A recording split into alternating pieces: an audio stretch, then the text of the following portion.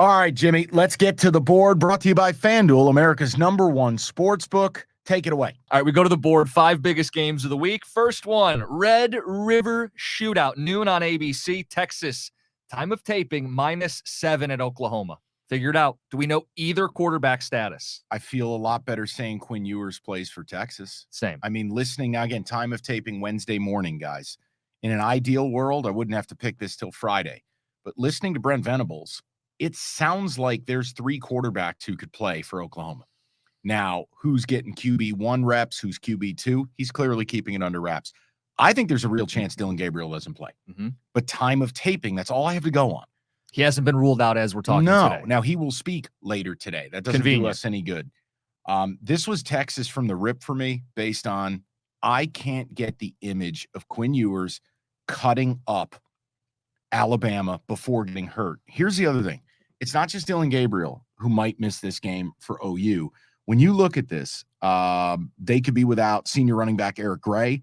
They could be without their best offensive lineman in Wanya Morris. They could be without starting safety Billy Bowman. There could be as many as 5 Oklahoma starters that don't play in this game. This is Texas or pass for me.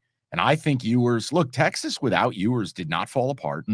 I thought they were impressive against West Virginia last week, which, again, you don't get a gold star. But, Jim, the 7 doesn't terrify me. It's just I'm going to feel like an idiot if I play it. Gabriel pops out of nowhere Friday, and then what? The number's 4.5? Yeah, but it goes the other way. If he gets ruled out like tonight, could be 10. It's 10.5 maybe, and you go, son of a, I should have taken Ewers when I could have.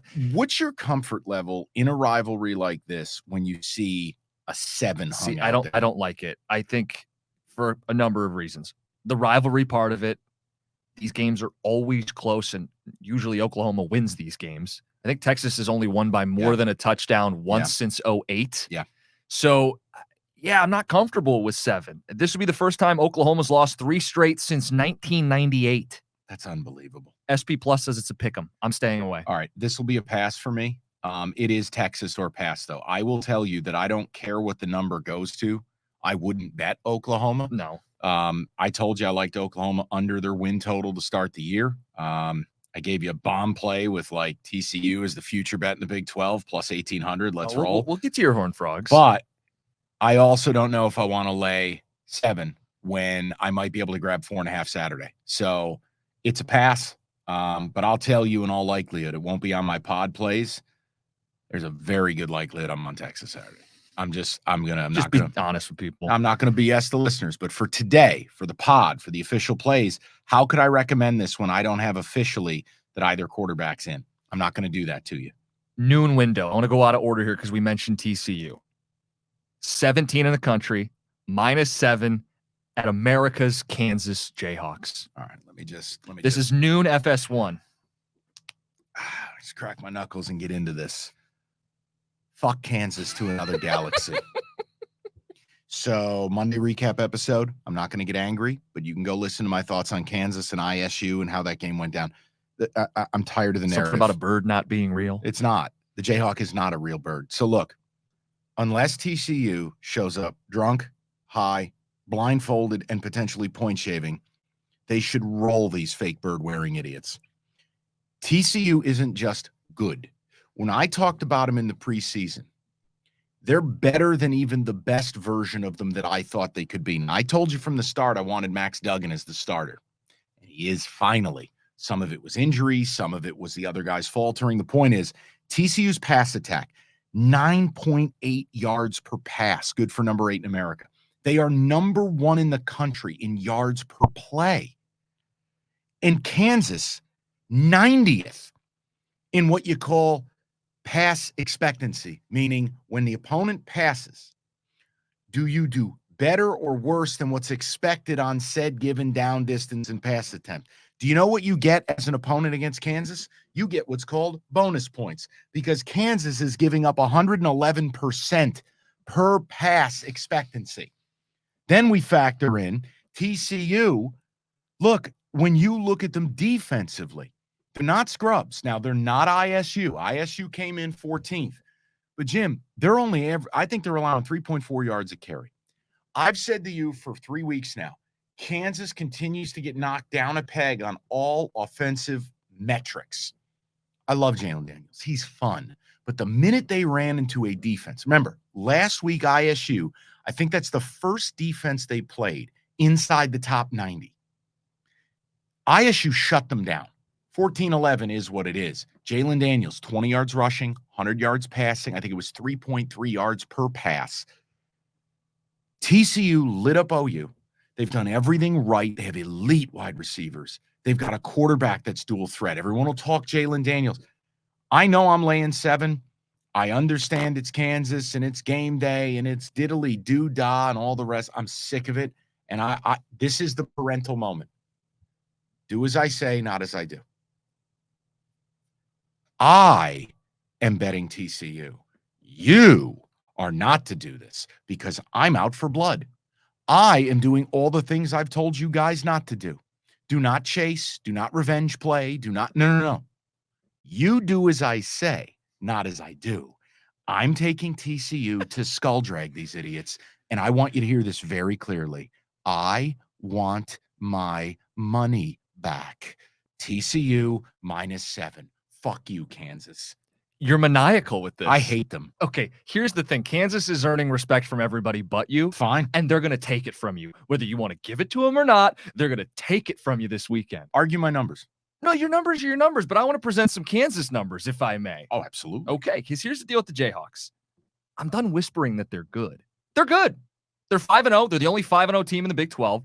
And when we look at them offensively, they are great in the key areas. In the red zone, on third down. They are top 10 in the nation in touchdown percentage and third down conversion.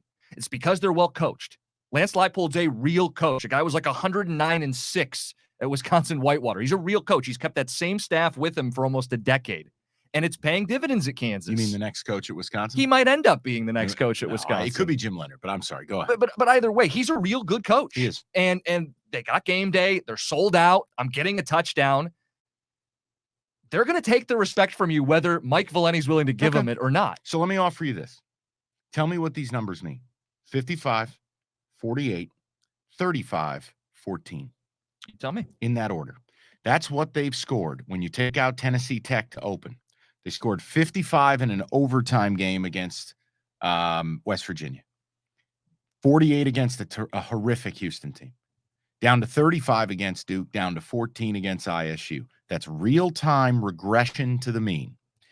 TCU is going to be the best offense they've faced, and I think it's going to be the second best defense they've faced. I think TCU is for real. People's concern with TCU, for the record, is their defense. Yep. And we'll see when they go up against a team averaging over 6 yards a carry on the ground with all of, as you call it, the pre-snap candy. Oh, it's a brilliant scheme. It's a really well-coached, designed offense. It is. It reminds me a little bit, and it's not the same thing, but the innovation, kind of like Chadwell with Coastal Carolina, and that's why I like both these teams. They're both undefeated. They're both scrappy underdogs that don't get enough respect. Even this week, Mike, 62% of the bets on TCU.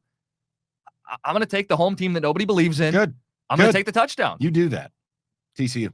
From the minute this game came out, it was TCU. All right, this next one, you called it the Rotten Eggs line bowl on our recap episode because something's weird about this line. Tennessee's number 8 in the country. I believe they're off a bye. Yes. And they're at number 25 LSU. Tennessee is only a 3-point favorite. In better days, it'd be an auto play to LSU when you've got a team that's number 25, only catching 3 from number 8. But here's the problem. I started to dig into the numbers a little bit. Like, even though I'm trash right now betting college, I do the work. Tennessee hasn't faced a rushing offense outside of Florida in the top 90. Florida gave them a scare. Right. But what can't Florida do? They can't complete a pass. Yeah. So I look at LSU and I go, wait a second. Look at the schedule LSU's played.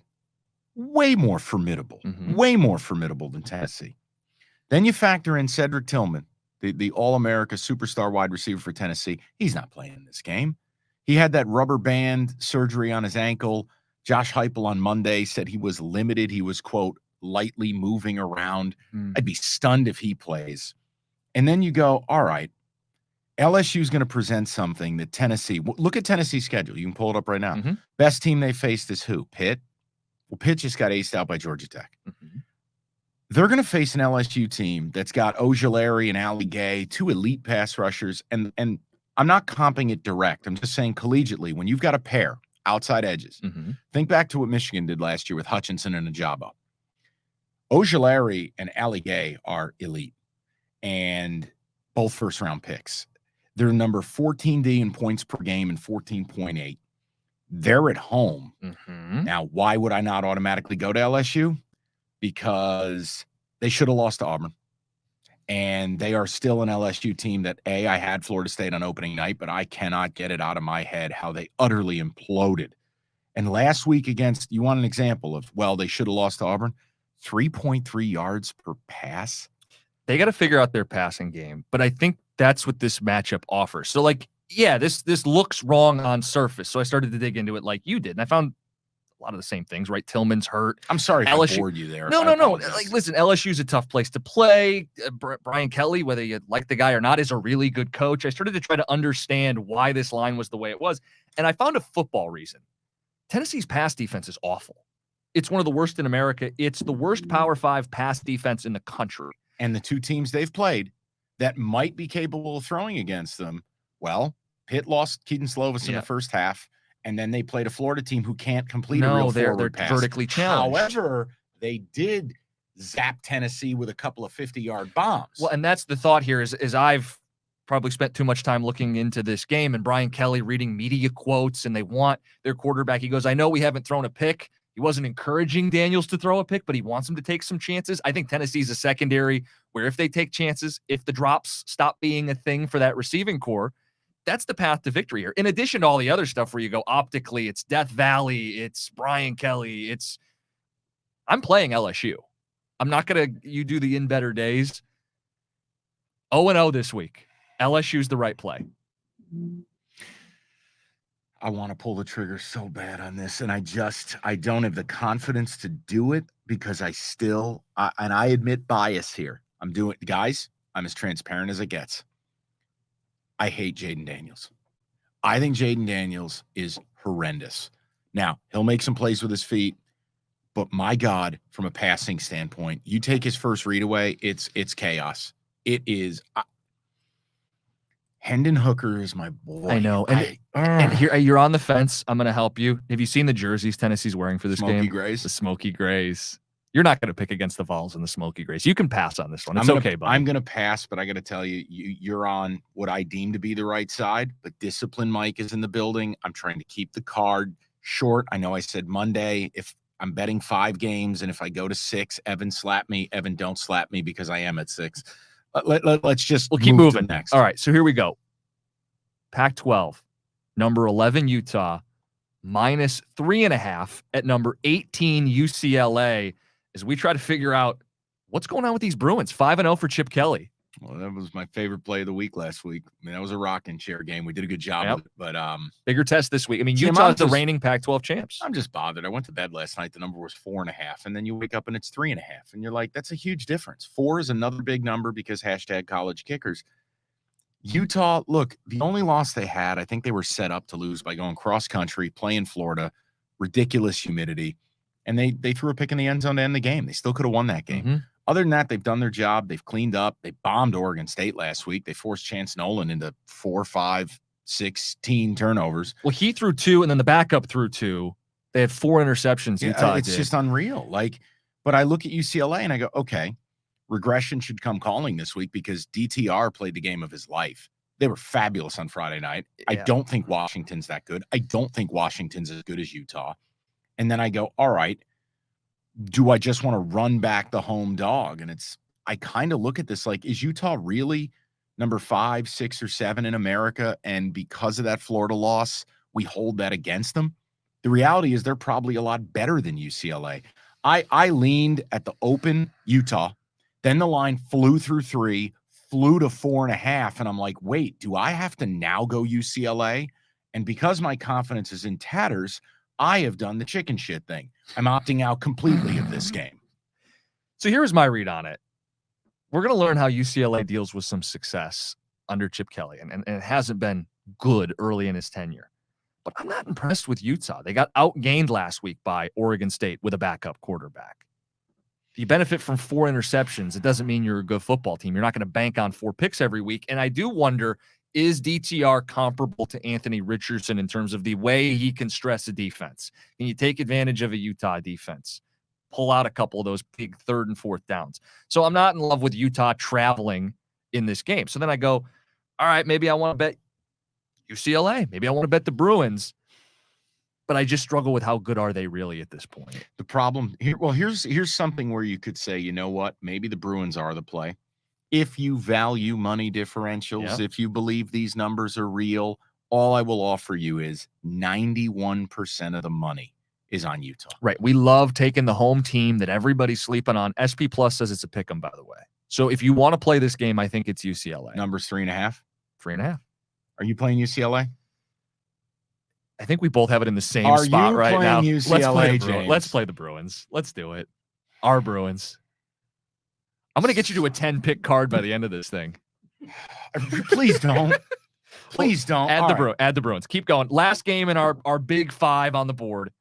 Number 1, Alabama, minus 23.5 at Texas A&M. I wrote some interesting things. You wrote the blurb on this game. So why don't you just go for it? This is a novella. There we go. No, just to explain why.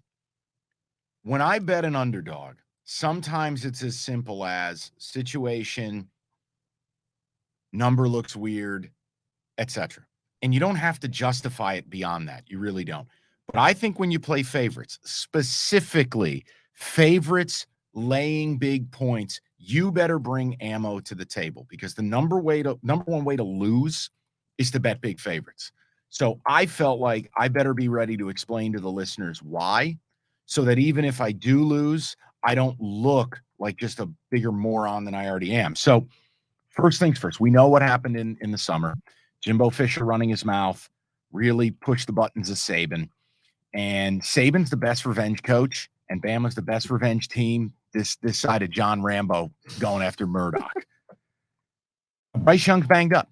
We don't know the extent. Now, he had his helmet on the sideline, so that suggests he could have gone back in the game. Well, they brought Milroe in, who's like a champion track star. And he looked every part of it. He did. Passing was a little sketchy, but let's be fair. Looked like a track star, though. But for the Aggies, think about this. Let's build the pathway to the Aggies getting skull dragged. So, both your quarterbacks suck. Correct. Haynes King is terrible and got replaced by Max Johnson because he's terrible. Well, Max Johnson hurt his thumb last week. Now may not play this week. So we're back to quarterback terrible 1. So let's set this up now. 3rd game of a gauntlet in college. So it's an angle I like to play, is when teams have a brutal stretch because the schedule makers hate them. Well, you played Arkansas in a major game at Jerry World. You got very lucky.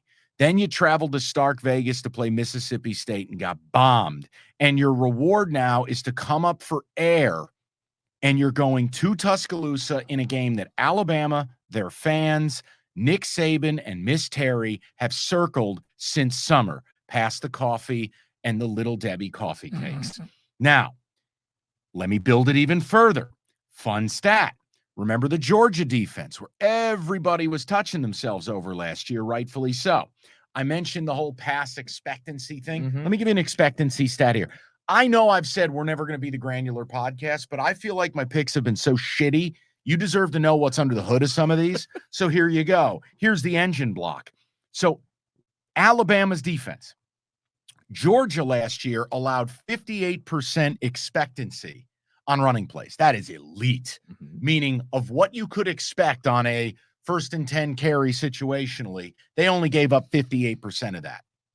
This Alabama defense currently sits at 55%. So you don't have a quarterback. You're facing a dominant run D on the road. You already don't run it well. Your best weapon is out for the year. Jahmyr Gibbs might be the best back you face all year and is a sleeper Heisman guy. Oh, wait, you don't stop the run. You're 96th in America against it. And listen, if Bama sleepwalks like they did against Texas, then I'm going down, and I'm going down hard. But I think this is virtuoso Saban. Since arriving in Tuscaloosa, this is an incredible stat I found in an article. It was on the Action Network. I want to give them credit for it. Saban has faced 15 opponents that Alabama's lost to the previous year. The Tide is 14-1 straight up in those games and 11-4 against the number. Roll damn Tide. Lay the 23.5. And if you come back to me next week and this play loses and you go, well, you're an asshole, I'm going to say, argue anything that I've just presented to you. Argue it. Argue it.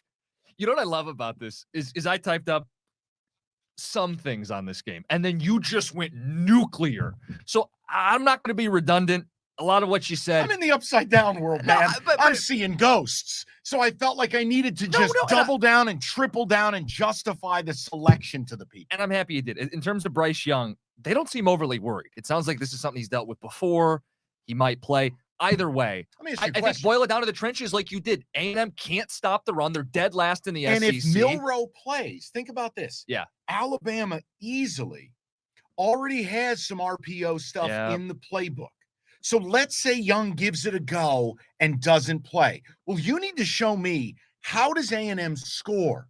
They were short on playmakers. They already lost the stud wideout, whose name escapes me because I'm angry and I'm dejected and I'm hurting. But how does A&M score? They can't run it. They don't have a quarterback. If Alabama lined up and said, Milroe, here's the deal. We're going all RPO stuff here. Why can't Alabama win the game 35-3? 35-7. Yeah, again, I think A&M was a fraud. Painfully obvious they were a fraud. And I think the key for Alabama, no one's going to dispute they have the ability. They also have the intent based on everything that took place last year on the field and this year in the offseason. So, yeah, I mean, minus 23.5. We're on the right side of the 24. I'm playing it. It's one of my favorite and plays. Guys, guess what? Free country. You think I'm an asshole? And Too many points. Hey, well, you square play. You know what? I got nothing for you. The Saban stats are he's the right side when he's all horned up to beat somebody out of revenge. Okay, so that's what I'm doing. All right, so that is the big board presented by FanDuel, America's #1 sports book and our #1 sponsor.